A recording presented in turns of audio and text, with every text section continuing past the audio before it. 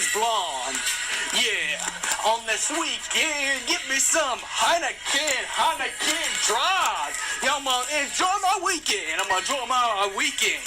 Get me some Heineken, baby.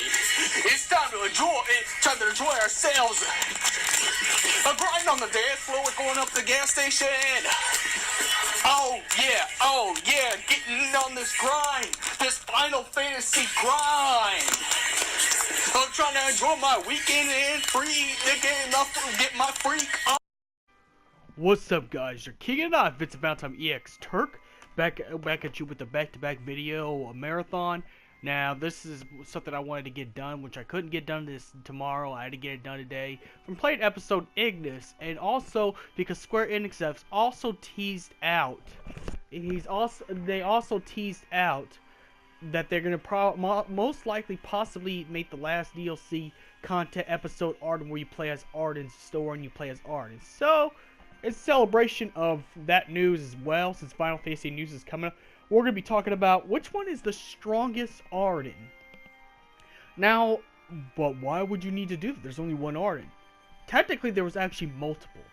Now, if you played episode Ignis, you should be familiar with the alternate story change. If you would have went with Ardyn to save Noctis' life, then Ignis defeats Ardyn, and Noctis lives and doesn't have to sacrifice himself, but Ardyn will keep coming back. And then there's also the original Final Fantasy 15 timeline Ardyn, and then the Omen timeline Ardyn, and then the last but not least, because I still think Versus 13 is a different alternate timeline in the first place. So Versus 13 Ardyn.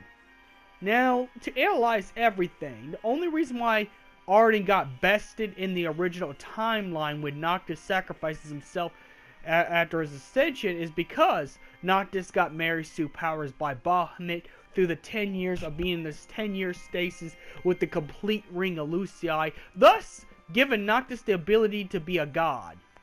And he's so strong, he's stronger than the six. So what that means that he's actually became a holy god in order to defeat Ardyn.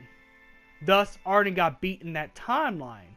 So, I'd have to say, I know this is going to offend so many people and probably get dislikes, but the Ardyn in the original timeline wasn't really that strong, considering Noctis bested him.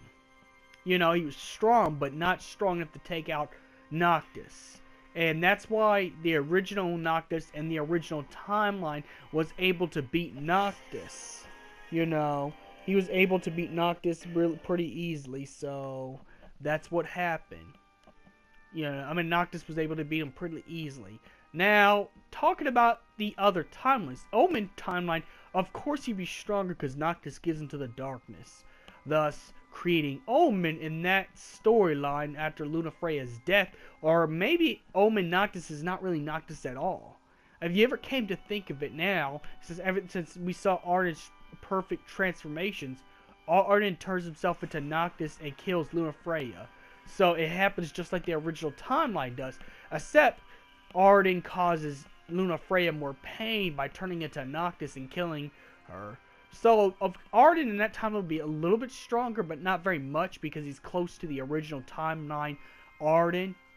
And then there's also Versus 13 Ardyn, which I have to say is the strongest Ardyn. Now, I know this sounds crazy, because, well, first of all, Noctis does not gain godhood powers and ascend in Versus 13.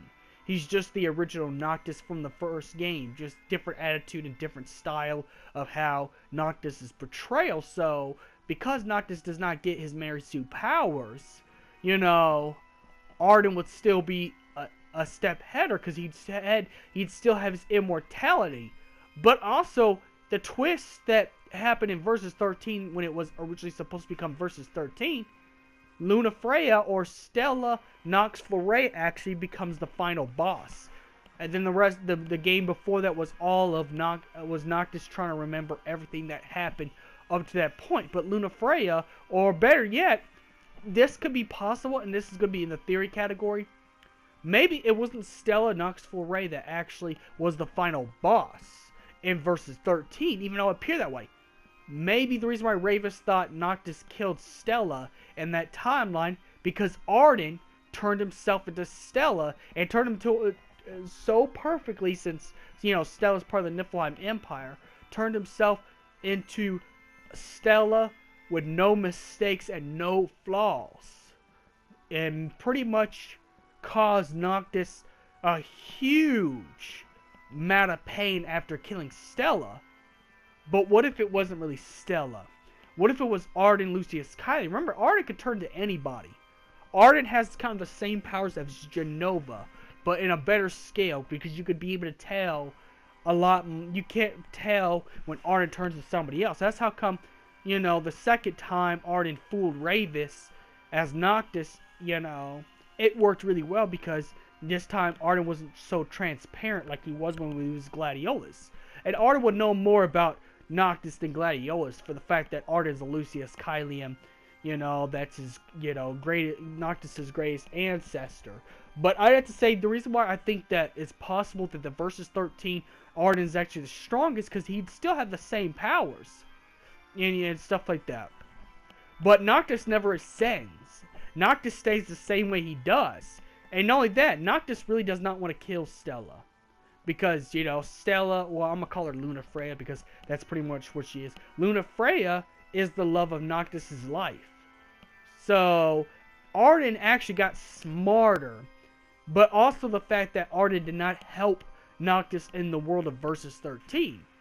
Ardyn stayed with the Niflheim Empire. Did not fell apart with the Niflheim Empire. So, you know, Ardyn from the Versus timeline, you know, stayed with Idolus Outercrap and Ravis Knoxville Ray and everybody that was in the Niflheim Empire at the time of Versus 13. So he's got allies, as well as the fact that Ardyn played it smart, because, no offense, in the original 15 timeline, Ardyn helped Noctis become stronger than him by making him to ascend, by doing all the stuff he did. Help get the Archean, help him get the Hydrian, and stuff like that. And again, that's why I'll have to go back to why Idolus fell out with Ardyn, because Ardyn was undermining Idolus, because Idolus wanted the Hydrian, but he wanted Noctis to get the Hydrian, so that's why he killed Luna Freya in that timeline. But the crazy part is Stella Knoxville or Luna Freya in the Versus timeline is actually really Ardyn. And then this time, not only Ardyn did not help Noctis through the timeline, and he stayed with the Niflheim Empire, but he's pretty much played with Noctis' emotions on a level that is so bad that it causes Noctis to throw things away. You know, which why Versus 13 was a lot darker. Because it wasn't Luna Freya or Stella that was actually the final boss. It was Ardyn transformed into a good copy of Stella Knoxville Ray. You know, I think what happened in the original Versus 13 timeline was Noctis did kill Luna Freya / Stella by accident. By accident. You know, something happened during Niflheim and the invasion to Insomnia. Regis still lost his life, but Noctis was in Insomnia at the time of in the Versus 13 universe.